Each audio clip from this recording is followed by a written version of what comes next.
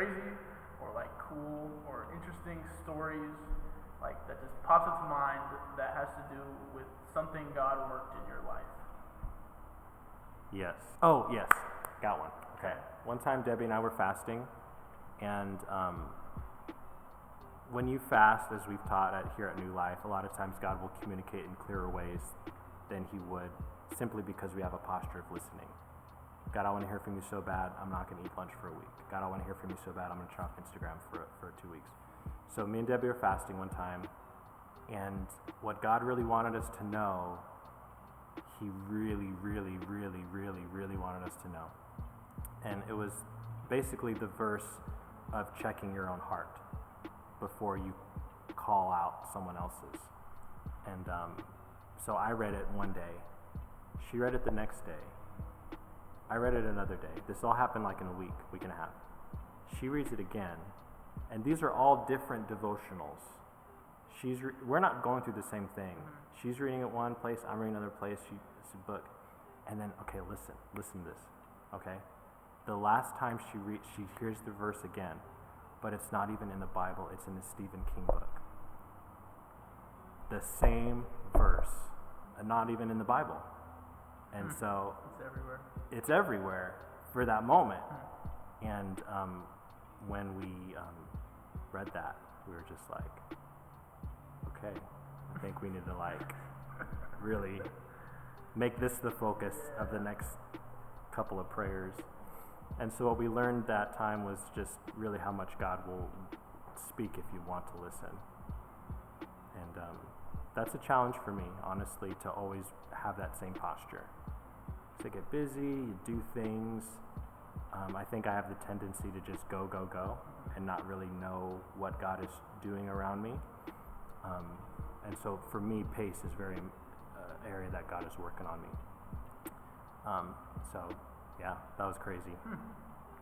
Which Stephen King book was it? I don't remember. But it was that's why it was so weird. Yeah. But yet not weird. Because if you think about who God is and what he can do, Bible says he created everything out of nothing. Like he names the stars in the sky. Someone with that type of existence. To make his own word probably. Right. And orchestrate that. It's a trip. So. Gonna go read all the Stephen King. This is my last question, actually. Okay. What is something that God's put on your heart to work on to benefit his kingdom? Lately, God's been talking to me about leading in my home. And that benefits the kingdom in two major ways. One is the biggest example my kids are going to have for a godly faith is primarily going to come from their parents. And I think, I just read some statistics on this. Some statistics show that when the dad leads in the home faith-wise, the percentage of the kids having a long-term faith goes way up. It's like in multiples versus if it's just the mom leading. And so I think there is something to men leading in the home that is part of God's design. But what's also easy is for men to abdicate that home life stuff to the spouse. Kind of like, well, this involves kids. It's kind of your area. But that's abdication. That's lacking responsibility. Because at the workplace, men typically will give everything. And then you come home and like you got to change diapers or you got to clean the kitchen. And it's like, well, in the office, like, I lead this thing or I have this title. But at home, I'm just a nobody. And so I think men in particular have identity crises. And maybe this is what leads to a midlife crisis. A guy's identity, if it's wrapped up into their work, it's never going to satisfy them and they end up running out on their family. So instead, I want to lead at home and be the leader at home, maybe even more than I lead at work. Because at the end of the day, my kids will only have one dad. But reality is, in our church and our ministries, people are going to have multiple pastors. There's going to be multiple churches they go to. They may move away.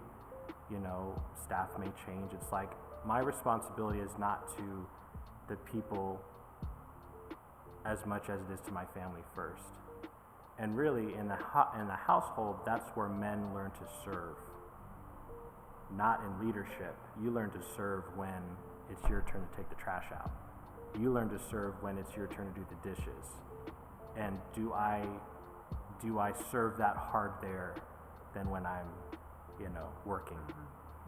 So for me, that builds God's kingdom, because I'm giving my kids what they need, my presence, my intentions, but it also helps me lead with integrity elsewhere, because I'm not living for the work world.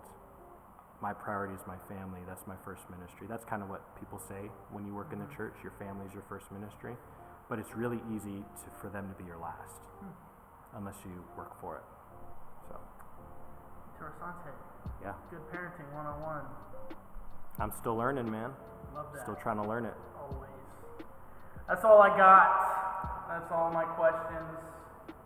Thanks for watching. Next time, I don't know what we're doing next time, but we're going to do something next time. And subscribe to our channel, New Life Youth. Notification bell, you know what I'm saying? Smash that bell. Yeah. Hit the like button. Just share it wherever. Send it to your grandma. Do whatever you got to do, you know what I'm saying?